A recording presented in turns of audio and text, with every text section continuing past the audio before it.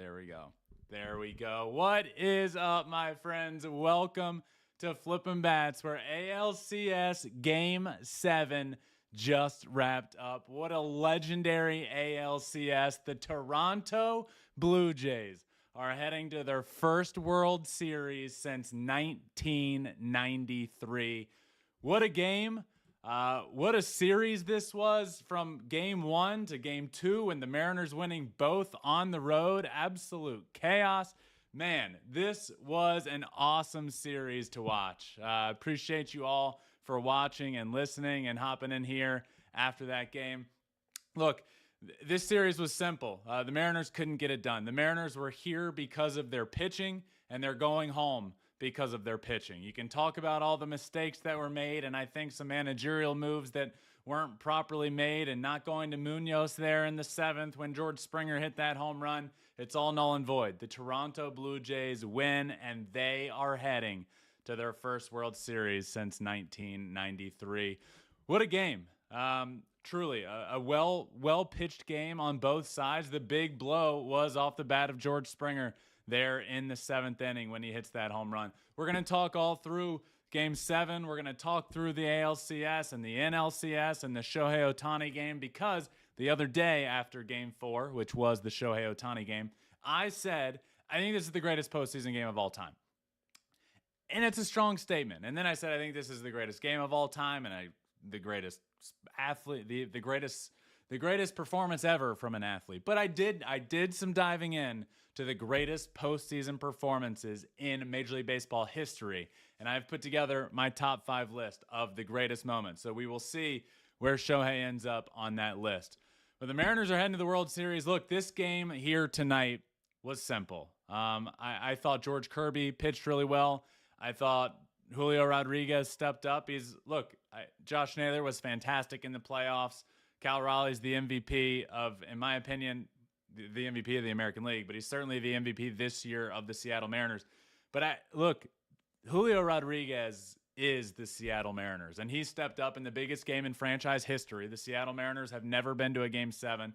He hits that double. He hits the home run early to make it 2-1.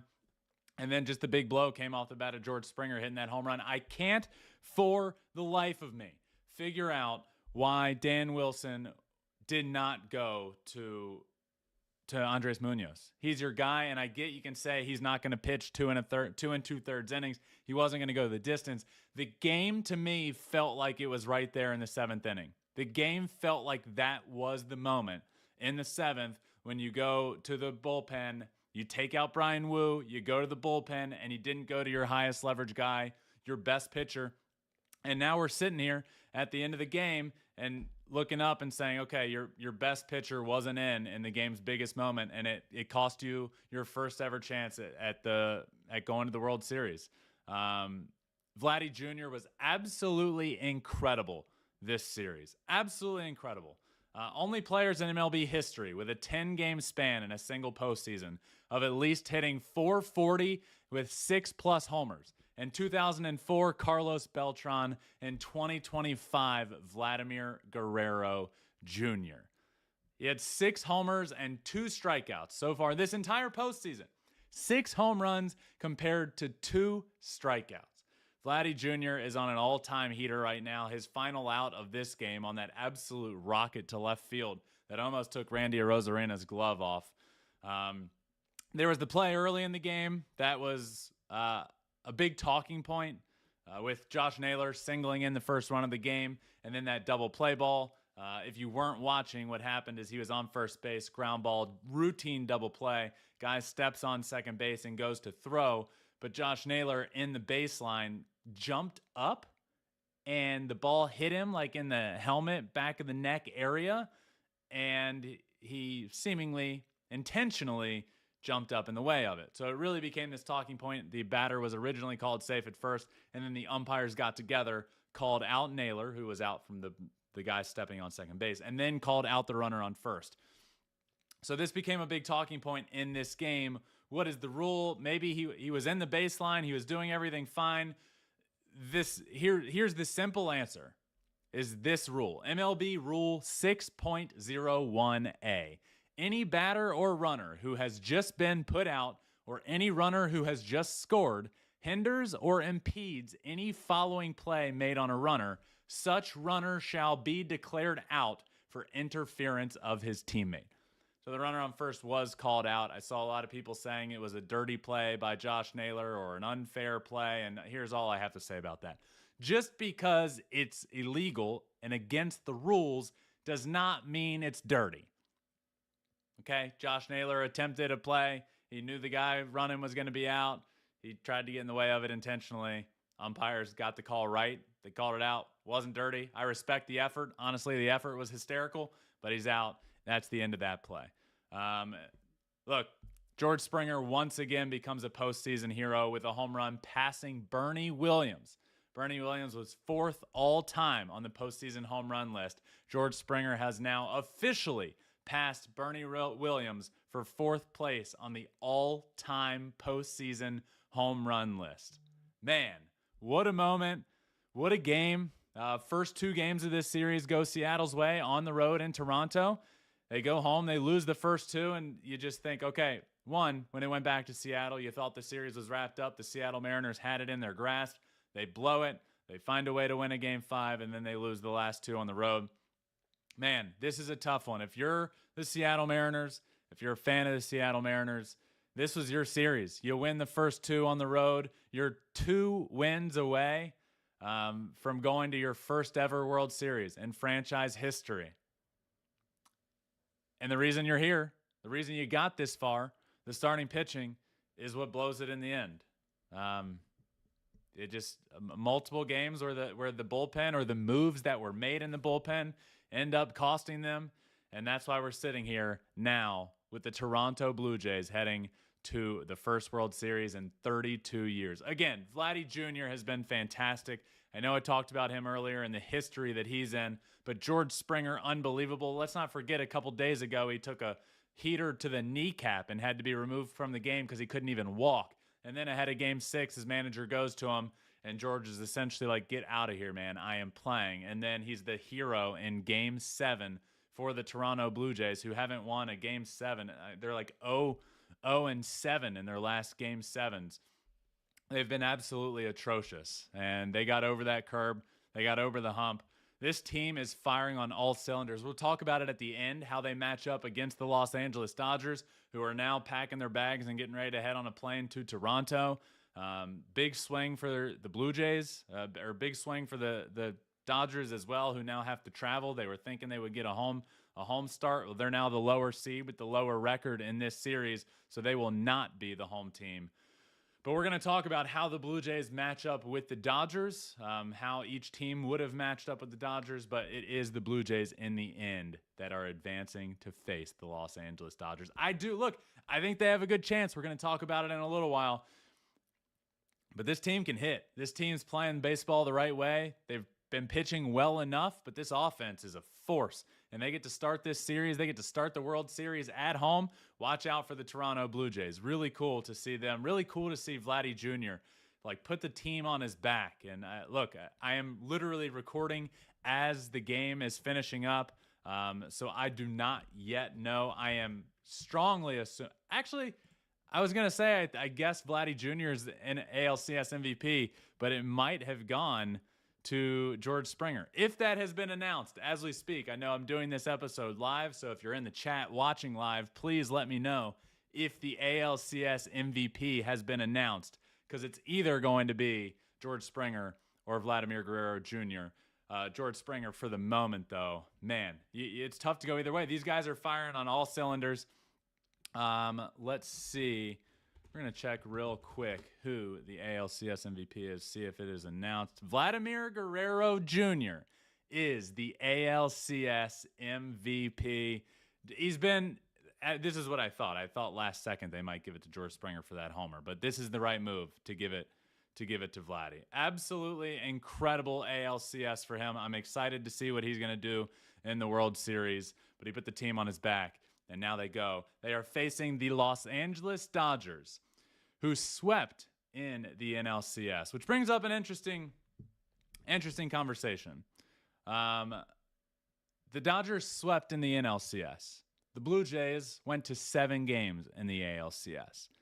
Now, history kind of gives us a bit of a better understanding of this series. You would think the team with the bye has a massive advantage. However, there's been 4 instances in Major League Baseball history where the World Series matchup is one team that was a sweep in the prior round, and the other team went to a Game 7. So one team swept against one team that went to Game 7. In all 4 instances, the team that went to Game 7 has won the World Series against a team that swept in the prior round. And that's what we're seeing here with the Blue Jays facing the Los Angeles Dodgers. Now, why is that? Well, a couple reasons. There's the obvious benefit to the rest, which is being able to reset your pitching and get your pitching in good shape. Now, when it comes to the Dodgers, I actually don't even know if that's all. No matter what game you face, no matter what game, you're gonna have an elite starter out there. So, why I think this is the case is offensively, I think the Toronto Blue Jays, and in the past, the teams that go 7 games are just playing for their life every single day up until the last possible second. Whereas when all is said and done, the Dodgers are going to have almost a week off, right? Their last game was, Saturday? I think Saturday. So the Game 1's not going to be until Friday. So they're going to have like 6 days off. And I think baseball is just a game where there's not a lot of off days. And then when you're going well, you don't really want an off day. I was a hitter professionally. And when I was going well at the plate, I did not want to have downtime. I didn't. And I knew when I got into the box if I had an off day or not. If I was going well, I wanted to keep going, give me every at-bat possible, and do not give me an off day. And when we did have a built-in off day, I would get in the box the next day, and your eyes that are trained to see 100 miles an hour, it just takes a split second to get back into it. But when you've been off for almost a week, and I know they're not just sitting on the couch being lazy bums, they're preparing for the World Series, but there's not a way to prepare as the Toronto Blue Jays were preparing, which was fighting for their lives down to the last possible second. So I think baseball is a game of habit. It's a game of momentum, and the Toronto Blue Jays have that momentum, and they've carried it longer, and their hitters are going to be a little fresher and in the moment than the Los Angeles Dodgers. Now, I will say, of all the teams that have had to go through this and that got swept in the first round, none of them had Shohei Ohtani. None of them were built like the Los Angeles Dodgers are built. So, look, has it happened in history? No. Every team that swept the CS going up against a team that won in 7 games has lost the World Series. But none of them have been the Los Angeles Dodgers. But it's just an interesting talking point. The NLCS saw the Dodgers pitching absolutely dominate. The Dodgers pitching was unbelievable. They had just a 118 batting average against in the NLCS. That is the lowest ever in a postseason series of at least 3 games. Their combined starter ERA was 0.63 across 28 2/3 innings pitched. That's insane. The worst start from the Los Angeles Dodgers in the NLCS, if you want to, worst is in quotes. The worst start was Tyler Glasnow, who went 5 2/3, struck out 8, and allowed just 1 run. But it was the worst start they had. Shohei was dominant. Yamamoto, complete game. Blake Snell, dominant on his end as well. So this Dodgers rotation is firing on all cylinders right now. And now they're going to match up against the Toronto Blue Jays offense that is also firing on all cylinders right now. So this is going to be a really fun series. It's a really fun matchup. NLCS Game 4 will forever be known as the Shohei Ohtani game. The greatest game this postseason. We're going to get into the conversation of greatest postseason performances ever. But what we saw from Shohei Ohtani was something unlike we have ever seen before in the history of baseball. 3 for 3 at the plate, 3 home runs, and he pitched 6 innings as well. Didn't give up a single run, punched out 10 guys. So that will forever be known as the Shohei Ohtani game. And I came on live after that game and said it's the greatest postseason performance ever. And then I tried to look into it live, but it was all too much, and too much was happening for me to multitask that many different directions. And then I said, you know what? This is the greatest baseball game I've ever seen. And then I went on to say it's the greatest performance of all time for any athlete ever in the history, which that one I really haven't done much info on. But you know what? It's going to be tough to beat. But what I did do my research on when it comes to the Shohei Ohtani game in NLCS Game 4 is whether or not it was the greatest postseason performance in the history of baseball. So what I did is I did my research and I dove in. And what I now have is my list of greatest postseason performances ever. And we will see where that one lands. Greatest postseason performances in Major League Baseball history. Number 5, Reggie Jackson in 1977 World Series Game 6. Reggie Jackson hits 3 homers in the series and just absolutely takes over that game. Fun story about that. It was 2017 World Series, Astros, Dodgers. And I'm sitting in the booth. It was, I believe, Game 2. And I'm sitting up in the, I'm sitting in the suite. And it's like first pitch of the series. And first pitch of the game. I am so nervous. I'm freaking out. And I'm on the end of the row in the suite. And I like look to my left and somebody is all up in my space. I mean, right next to me. And I'm like, what is happening here? And I look up. I'm like, oh, that's Reggie. That's Reggie Jackson. So Reggie Jackson and I end up talking for a long time that game. And Reggie Jackson loves him some Reggie Jackson. And he should. All right, he's Mr. October, one of the all-time greats, and he loves telling you about it. And he absolutely should. But in 1977 World Series Game 6, but Reggie starts telling me about this game in the World Series that he hits 3 home runs. He goes, you know, there was one World Series game I hit 3 homers. I hit 1 over there, I hit 1 over there, and I hit 1 over there. And he's like pointing in the direction he hit all these home runs. And I'm like, this is the coolest thing ever. I'm sitting right here at the World Series trying to watch my brother pitch in the World Series, but I can't focus because Reggie Jackson's talking to me about all the homers he hit in a World Series game. Absolutely one of the greatest postseason performances of all time. That's number 5 for me. Number 4, the 1967 World Series Game 7 with Bob Gibson on the mound. Bob Gibson gave up 3 hits, struck out 10 batters, threw a complete game to finish off the World Series, his 3rd complete game of the World Series. Think about that. And he homered in the game. So he hit a homer, he struck out 10, and threw his 3rd complete game of the World Series. How wild is that?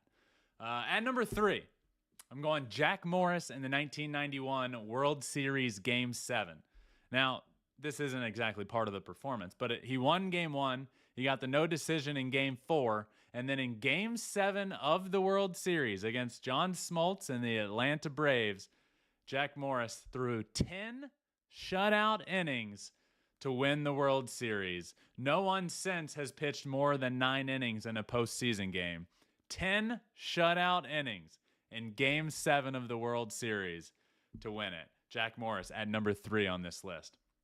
At number 2, we're going all the way back to 1956 when Don Larson threw a perfect game in the World Series.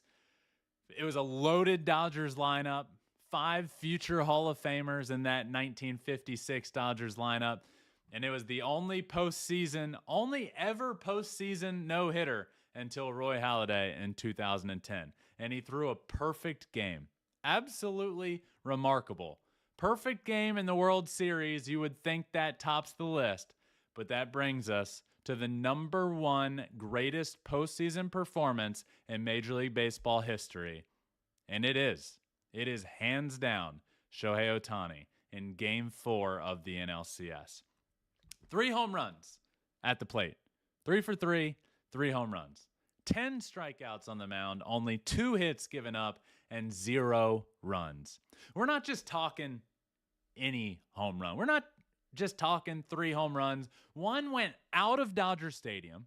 We're not just talking 10 strikeouts. He punched out 10 guys throwing 100 miles an hour with nasty stuff, hit a ball out of Dodger Stadium, hit 3 home runs, 2 of them over 116 miles an hour. First time in StatCast history that one player has hit 2 home runs in a game over 116 miles an hour.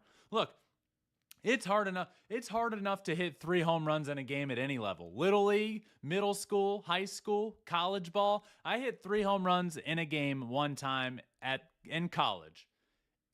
And it's the game of my life. Still the greatest game I've ever played. I'll still talk about it. 3 home runs in a game. I remember it like I was yesterday against Northeastern. One was a grand slam. I'll talk about it any day of the week. Greatest game I've ever played. Shohei Ohtani hit 3 home runs in a game in Dodger Stadium to win the NLCS against the number 1 seed while starting on the mound and punching out 10 guys and not giving up a run. It's legitimately the greatest postseason performance of all time. It's the greatest performance that I have ever seen. Postseason, not postseason, baseball, not baseball, I don't care. It's the greatest performance that I have ever seen. So Shohei Ohtani tops this list that I did put together, and I did do the research of the greatest postseason performances in history. Number 5, 1977, Reggie Jackson. Number 4, 1967, Bob Gibson. Number 3, 1991, Jack Morris. Number 2, 1956, Don Larson. And number 1, 2025, Shohei Ohtani. Think of the history. Think of the history he made the other night. First leadoff home run for a pitcher in the postseason in MLB history. First postseason multi-home run game by a pitcher in history. First game in MLB history with 3 home runs and 10 strikeouts. First player with 2 116-mile-an-hour homers in a game since StatCast. First player with 2 career games with 2+ homers and 10+ strikeouts. And this is my favorite of all.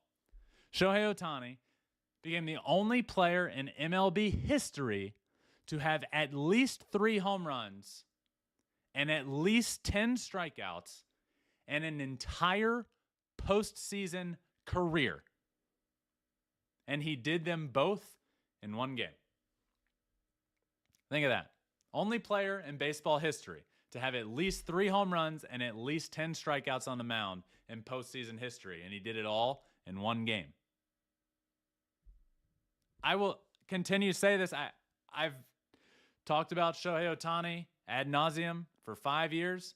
I know you all know that, and it's true. I still don't believe enough people talk about Shohei Ohtani. I still think there's too much, oh, stop talking about him. He's talked about too much. Who cares? Whatever. Okay. Yeah, but this player, but that player. I still do not believe that people talk about Shohei Ohtani enough. Think about this. 225 homers and a 157 OPS plus through his age 29 season.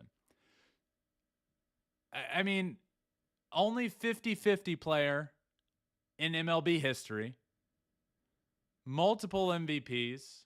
3 MVPs, or 3 in a row, about to be 4. 4-time, it's just 2018 AL Rookie of the Year.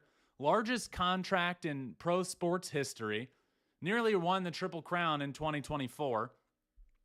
11.4 strikeouts per 9 as a pitcher. A 142 ERA plus as a pitcher. He led the league in homers, OBP, slugging, OPS, OPS plus, and total bases during each of the last 2 seasons, playing in different leagues. And the 2 seasons prior to this. And he's one of just 13 players in MLB history to record a season with at least 130 runs scored and 400 total bases. And he's just the 3rd player to do so this century. The history goes on. He's a walking history book. He has changed the game forever. In my opinion, it is hands down not a question. He's the greatest baseball player of all time.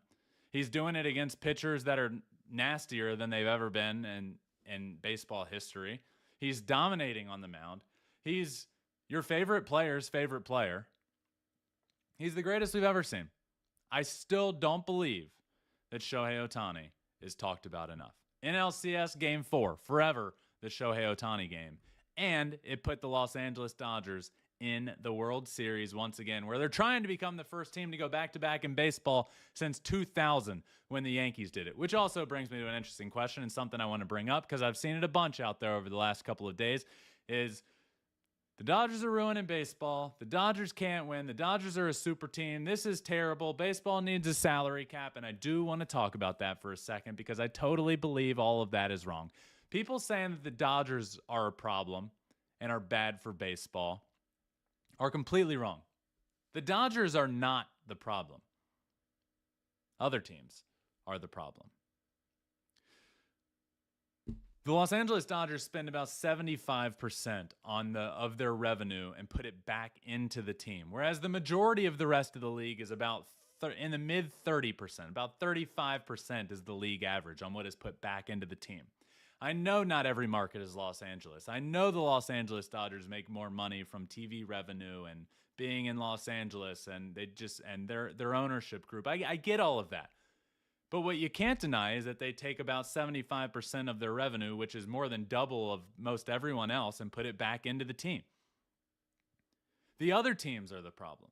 The other teams that aren't stepping up and paying their players. Look at this Dodgers team. Let's talk about it. Shohei Ohtani, the greatest baseball player of all time, was with the Los Angeles Angels a couple years ago. Becomes a free agent. He goes to the Los Angeles Angels with the exact same contract he ended up signing, and they said no. The Dodgers took him. Freddie Freeman was with the Atlanta Braves. Becomes a free agent. Braves offer him a hometown discount. That whole situation became a fiasco. The Dodgers paid him. Mookie Betts, the third of 3 MVPs in their lineup. Mookie Betts was traded to the Dodgers by the Boston Red Sox. Literally given to the Los Angeles Dodgers because the Boston Red Sox didn't want to pay him. And because they wanted to get a David Price contract off the books. Literally given to the Dodgers. Tyler Glasnow, Blake Snell didn't want to get paid by the Tampa Bay Rays. Rays didn't want to pay him. Dodgers did it. The Dodgers aren't the problem. Every other team that's being cheap, that doesn't want to pay their players what they're worth, is the issue. That's not putting enough of what they're making, enough of their team revenue back into the team. The Los Angeles Dodgers are the cream of the crop at prioritizing the team, the city, the fans, the stadium, the experience, and they're reaping the benefits of that. They're the place that players want to play. People want to sign with the Dodgers because of the environment that they have created. They don't want to sign with teams that don't treat their players well, that try and skimp out on bonus incentives right before players hit them, that try and cut every corner possible, that don't go out and sign, that don't go out and add where they need to add. The problem isn't the Dodgers. The problem is all of these other teams that aren't spending enough money on the team to be competitive. But I repeat, when it comes to a salary cap in baseball, baseball is the only one that doesn't have it in the 4 major sports in the U.S. Football, basketball, hockey, they all have it. Guess what? Baseball is the longest sport by far without a back-to-back champion. Last time a team won consecutive championships in each league, the NHL, Florida Panthers in 2023 and 2024. The NFL, the Chiefs in 2023 and 2024. The NBA, the Warriors in 2017 and 2018. And Major League Baseball, the New York Yankees in 1998, 1999, and 2000.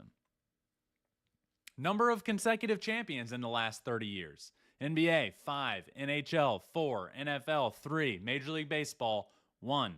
In the last 30 years.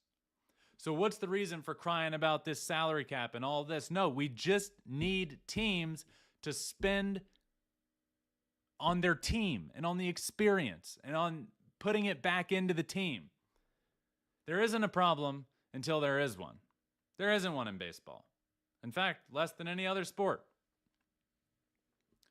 I just get frustrated hearing that. I think it's the easy thing to do is to blame it and just say salary cap, instead of being mad at the Pittsburgh Pirates and the Colorado Rockies and the Cleveland Guardians, who have been competitive for years but refuse to have a higher payroll. The Tampa Rays. I could go on, but the Pirates and Rockies are the big ones here. I feel like people are more mad at the Dodgers than they are for the Pirates and the Rockies. Come on, just think about this. But now the Dodgers are heading back. They're trying to become the first back-to-back champion since the New York Yankees in the year 2000. They've made it back to the World Series, which is hard enough for a champion to get back to the World Series. And now our World Series matchup is set. The Los Angeles Dodgers against the Toronto Blue Jays. Again, I said it before because it's interesting with this series. There's been 4 World Series matchups in history where one team swept in the League Championship Series and the other team went 7 games. And in all 4 instances, the team that went 7 games won the World Series against the team that swept in the prior round. This is going to be an awesome matchup. I do believe the Toronto Blue Jays match up well with the Los Angeles Dodgers. I was thinking about this during Game 7 and during this series, once the Dodgers won, who matches up better? And I did have the Seattle Mariners getting to the World Series and winning the American League, and I would have liked to it would have been cool to see them get to their first World Series in history. But who matches up better, especially with the way they're playing right now, I think is the Toronto Blue Jays. The Seattle Mariners strike out a ton. The Toronto Blue Jays strike out the least of anybody in baseball. The Los Angeles Dodgers pitching staff is elite. They punch out a lot of guys. The Toronto Blue Jays have great approaches all up and down through the lineup. I think this Blue Jays lineup matches up really well with the Los Angeles Dodgers. We're going to do a full World Series preview here in a couple of days, but I do believe the Blue Jays match up better than the Seattle Mariners just because of the way. Look, the Mariners pitching wasn't exactly firing on all cylinders. That's the reason they made it this far. It wasn't firing on all cylinders. Neither was the Blue Jays, to be fair, but they pitched well enough. I'm excited to see how Mad Max gets in the World Series. I'm guessing we're going to see him in a game against a former team of his in the Los Angeles Dodgers. But I just think the approach that the Toronto Blue Jays have, 1 through 9. I'm not just talking George Springer and Vladdy Jr., who can take over games and can win you games any moment. I do think they might be getting Bo Bichette back. I haven't seen a report or heard a report whatsoever, but I know he was on the cusp of being back for the ALCS and had a little bit of a setback. So we will see if he'll be in the World Series. Bo Bichette on George Springer coming up in the 7th. Sorry, I'm reading this right now, trying to see if I can. Bo Bichette on George Springer coming up in the 7th. I had no doubt in my mind. Bo Bichette on playing in the World Series. I'll be ready. So Bo Bichette will be back for the World Series, who had the most hits in the American League the majority of the year, even once he had been down for like over a month, had the most hits, which is insane. But I'm not just talking about the stars. I'm not just talking about Vladdy, George Springer, Bo Bichette. 1 through 9, their approach is incredible. After Vladdy, they see pitches. They put the ball in play. They do the little things well as a team. I love their approach 1 through 9. So it's going up against an elite Dodgers starting rotation. But no team in baseball in this postseason has yet been able to slow down the Dodgers pitching staff, has yet been able to put some pitches in them and get to the bullpen in the 6th inning as opposed to the 8th inning where they've just been handing it over to Roki Sasaki.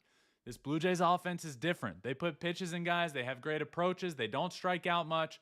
So I think this Blue Jays team lines up well. We're going to do a full preview again in a couple days. I'm going to pick my winner. I'm going to talk through the whole thing and everything about the World Series. We'll do that soon. But I do think this Blue Jays team matches up well. And we'll see. It all starts Friday. Friday on Fox, the World Series gets underway.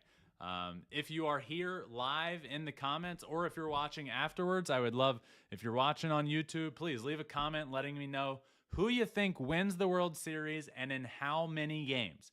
Because that's what I'm going to be thinking about over the next couple days before I record my World Series preview, is who wins and in how many days. I will be at every game of the World Series. We'll be doing a bunch of live shows or at least shows. I don't know if they'll be able to be live, but I will be doing shows from the field at the World Series, both in Toronto and in Los Angeles. It's going to be an awesome World Series. This is going to be a fun matchup. The Blue Jays haven't been here in 32 years. And then you have the Los Angeles Dodgers, who were here last year and trying to become the first back-to-back champion since 2000. What a matchup. Dodgers in 6, I see in the chat. Man, what a series this is going to be. I'm pumped for it. I appreciate you all for watching and listening this live show. The ALCS Game 7 literally just wrapped up, and we came live here on the Flippin' Bats YouTube channel. So if you're watching or listening, I appreciate it. Please make sure you hit that subscribe, like button on our YouTube channel. It really does help. So if you're in here live right now and do not yet subscribe to the channel, please do so. It does really help. This channel is all positive, fun, talking about the game of baseball, which I could not possibly love anymore. And if you love baseball as well, give us a subscribe and a like on the video. It really does help. And always leave a comment. I love hopping in the comments and talking to you guys after shows and seeing what everybody's saying and kind of continuing along with the episode. And if you're listening, please like, follow, Apple, Spotify, wherever, but check us out on our YouTube channel as well. I appreciate you all. Follow all of our socials at Flippin' Bats Pod everywhere. I'm off to the World Series soon. I live in Los Angeles, so obviously half the World Series, almost half, will be here, and it begins in Toronto. Off to the World Series here soon. Media Day is on Thursday. We'll have so much content coming at you from the World Series. I can't wait. I love you all. I love this game. I love the ALCS. 7-game ALCS. What a treat that was.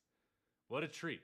And now it all sets up for a Los Angeles Dodgers, Toronto Blue Jays World Series matchup. Pretty awesome. Pretty cool. Appreciate you all. Thank you all. What a day. What a moment. We'll be back in a couple of days. What a moment from George Springer. We'll be back soon. I have John Smoltz on the show every single week. We'll be back with an episode from him and our World Series preview coming out in, I don't know, a day or so, probably late Tuesday or Wednesday will be the World Series preview. I would bank on Wednesday will be the World Series preview. I appreciate you all. Thank you all for watching. Y'all are the best. Until next time, my friends, find your bat and flip it. Peace.